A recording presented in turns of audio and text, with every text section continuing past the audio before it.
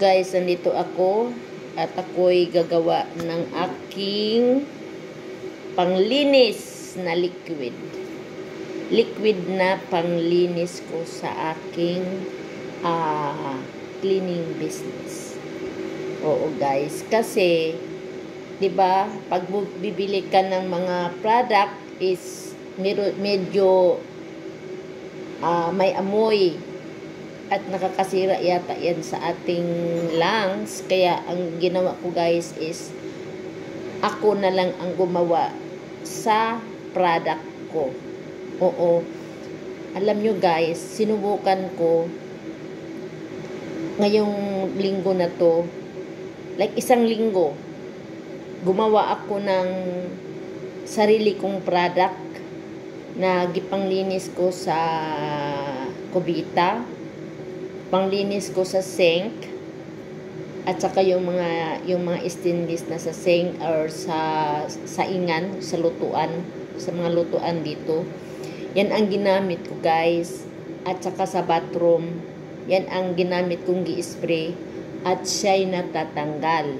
Kaya ito ipakita ko sa inyo ito guys, kung anong ginagamit ko para sa aking ginawa nga product para sa aking panglinis sa kubita, sa bathroom, sa sink, sa saingan dito, oo, sa stove. Oo, pwede mo yan pangtanggal sa mga grease guys, at saka yung mga dumikit-dikit, makintab talaga siya. Kaya ito ang mga ingredients ko. Ito guys is 3 spoon ng salt, rock salt. So ilalagay natin sa mainit na tubig.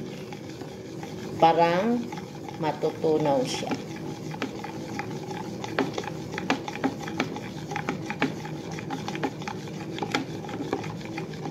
I-stir natin guys.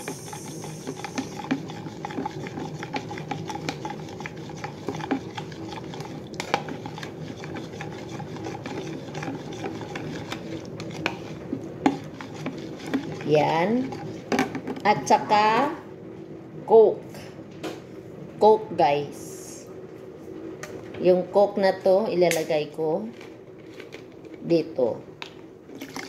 Ihalo ko guys.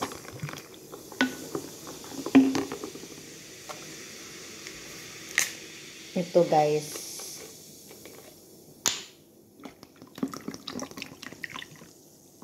Ito guys ang ginawa ko guys. 2 ganito.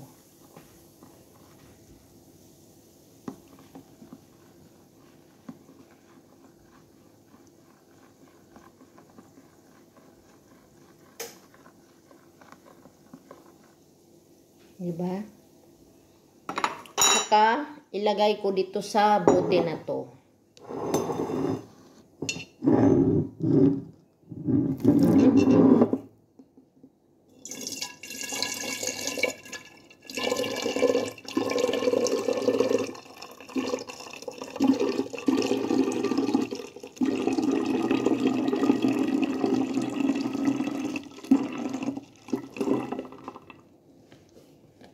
Anuhan natin to guys, na nandito yung salt,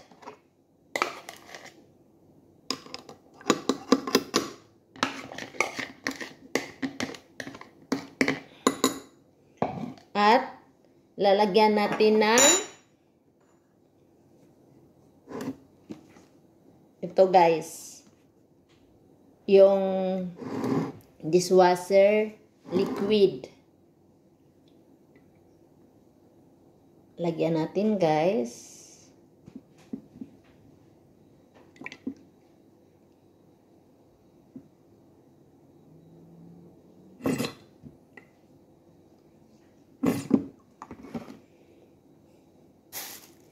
Tingnan na natin yun guys. Kailangan yung nilagay mo ng liquid na sabon, kailangan matsansa mo guys, tsansahin mo na lang. Kasi makikita mo siya guys, ito na yung ipang-spray ko.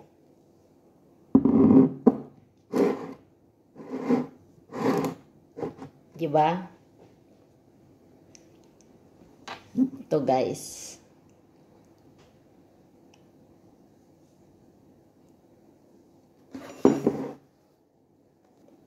Tingnan nyo guys. Ito na guys oh.